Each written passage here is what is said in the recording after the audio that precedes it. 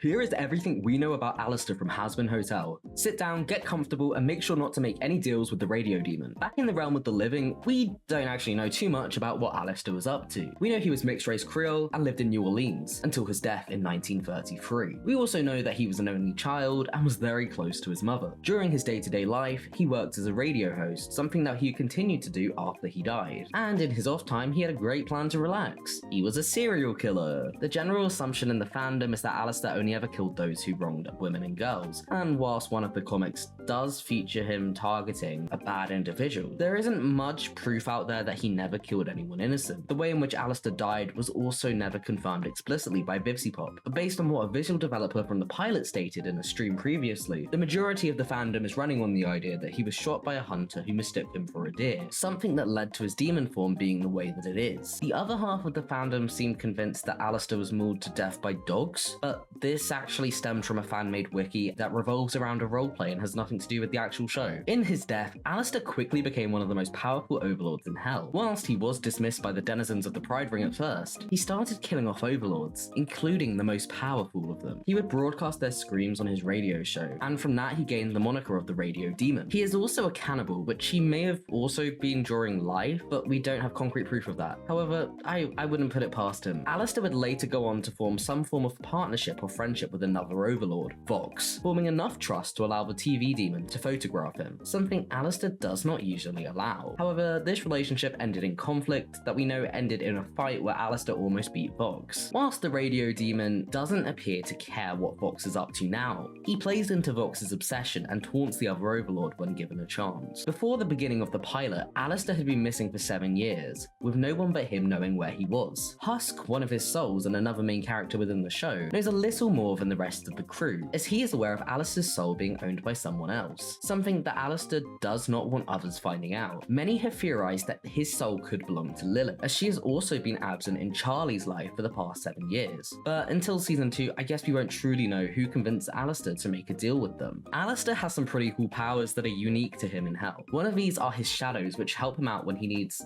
well, help. He has tentacles, which are, tentacles, and it also appears that he can create light and fire. ALASTOR also has his radio powers, where he can transmit and interfere with radio signals as well as create his own. And he has his evil deer form, which is quite scary, honestly. Like, I wouldn't want to see that thing at night. Honestly, the guy is still quite a mystery, despite being a fan favorite, which I guess is why we need to wait for season 2, because I am so looking forward to finding out more about the radio demon.